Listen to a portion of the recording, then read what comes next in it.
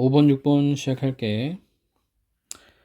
현재 관행에서는 소설의 translation, 번역은 이게 목적어 있을 때 communicate이 타동사로서 전달하다는 뜻이 있어. 전달할 수 있고 전달해야 한다.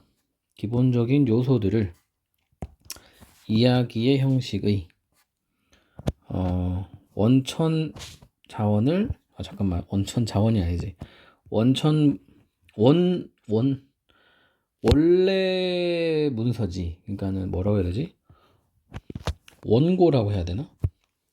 원래 문서의 구조를 기본적으로 다 따와야 되는 거야. 그래서 이제 번역을 할 때는 예를 들어서 한국어를 영어로 하건 영어를 한국어로 하건 번역을 할 때는 베이직 엘레먼트를 다 전달해 줘야 돼. 즉 원 자료로부터 멀어지면 안 된다는 소리인 거야.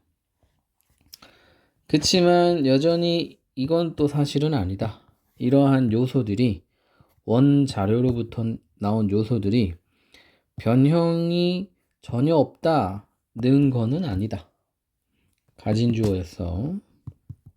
즉 두 번 부정됐으니까 variation이 있다라는 거야. 변화가 있다는 거야. 그래서 일단은 번역에도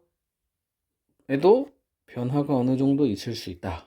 이렇게 주제를 정해놓고 어떠한 언어 사용이든 간에 자, vary가 타동사일 때는 바꾸다라고 하면 돼. 바꾸는 경향이 있다. standard dialect를 표준어라고 할게. 표준어를 바꾸는 경향이 있다. 뭐에 의해서?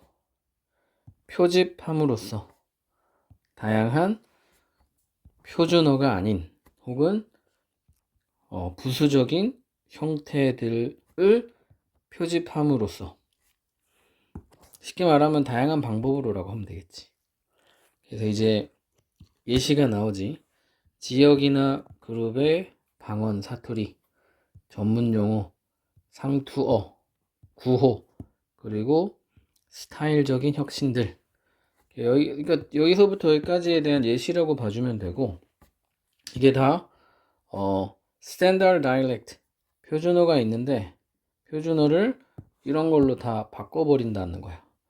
그래서 뭐 새로운 내용은 아니지. variation이야. variation을 준다는 거야. 장자크 L이라는 사람은 부른다. 이러한 변형을 remainder라고. 그래서 이 remainder라는 단어 키워드겠지. 이 variation에 대한 전문 용어이기 때문에 그래서 반복이 되기 시작하기 때문에 이번 문장을 이쯤에서는 주제로 삼아도 되겠지. 왜냐하면 이 변형들이 초과하기 때문이다. 의사소통을. 자, 병렬 구조 초과하기 때문이다. 그리고 대신에 끌어들이기 때문이다. 이렇게 하면 될 것 같아. 자, 의사소통을 초과하기 때문이다. 뭐의 의사소통? univocal meaning. 단음 의미의 의사소통을 초과하기 때문이다. univocal이 단음이거든. 즉 하나의 소리가 의미하는 의사소통을 초과한다. 즉 2개, 3개, 4개 여러 가지 의미들을 가지고 있을 수도 있다는 거야. 그리고 끌어들이기 때문이다. 집중을 누구에게? 조건에게. 의사소통 행위의. 그래서 어떤 언어 번역을 할 때 그 언어가 가지고 있는 여러 가지 의미가 있을 수 있다는 거야. 예를 들어서 우리나라 말 배가 있어. 이게 ship도 될 수도 있고 belly도 될 수 있고 pear도 될 수 있고 pear도 될 수 있고. 그래서 여러 의미 한 의미를 초과한다는 게 쉽게 말하면 여러 가지 의미를 가질 수 있기 때문이다. 그리고 대신에 끌어들일 수 있기 때문이다. 집중을 어디로? 의사소통하는 행위의 조건 혹은 상태로. 그래서 어떤 상태에서 어떤 조건에서 이 대화가 오가는가에 따라서 의미가 달라질 수 있기 때문에 즉 조건들. 어떤 조건들? 처음에 보면 언어적인 것 같고 문화적인 것 같은 조건들. 하지만 궁극적으로는 포함하는 조건들. 사회적, 정치적 요인들을. 그래서 컨디션에 따라서 어떤 어휘가 쓰이는 뜻이 달라지기 때문에 그런 맥락 같은 것들을 다 파악을 해서 적절하게 원뜻과 좀 멀어질 수 있지만 번역을 한다는 거예요. 그래서 지금 제일 중요한 건 어떻게 보면 이 번역하는, 소설을 번역하는 과정에서의 어떤 상황이기 때문에 translation of a novel이 사실은 제일 중요한 포인트일 수 있어. remainder, 여기 해석에는 나머지라고 돼 있더라고. 문학 서적에서의 나머지는 훨씬 더 복잡하다. 보통은 침전물이다. 뭐의 침전물이냐? 형태와 테마, 주제의, 과거의, 현재뿐만 아니라 그래서 여러 가지 뭐라 그럴까? 이 변형에 영향을 미치는 요소들이 그냥 쭉 나와 있는 거야. 그래서 컨디션이 여기 나왔었고, 그 다음에 시점에 따라서도 그러니까 같은 나라인데도 시점에 따라서 그 용어가 뜻하는 바도 달라질 수도 있겠지. 그래서 이게 침전물이란 말을 약간 추상적으로 쓴 거야. 어떤 오랫동안 묵혀있던 무언가 이런 개념으로 침전물이라는 표현을 썼어.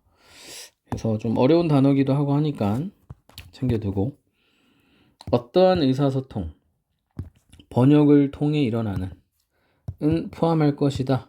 배출을, 현지의 나머지들을 의, 특히 문학의 경우에는 더욱 그러하다. 그래서 현지는 이제 번역되기 전 상태의 그 지역을 현지라고 하겠지. 그래서 아까 전에 얘기했던 어디겠냐, source text가 있었던 게 현지겠지. 그래서 거기에 있는 어떤 요소들이 표출이 된다는 소리인 거야. source, 여기 바로 뒤에 있었네. source text는 원문은 다시 쓰여지는 거다. 현지의 방언으로, 그 다음에 담화로, 그리고 스타일로. 이 뒤에 내용을 보니까 미안해.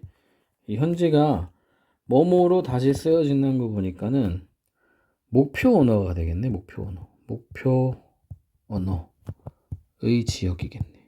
쏘리.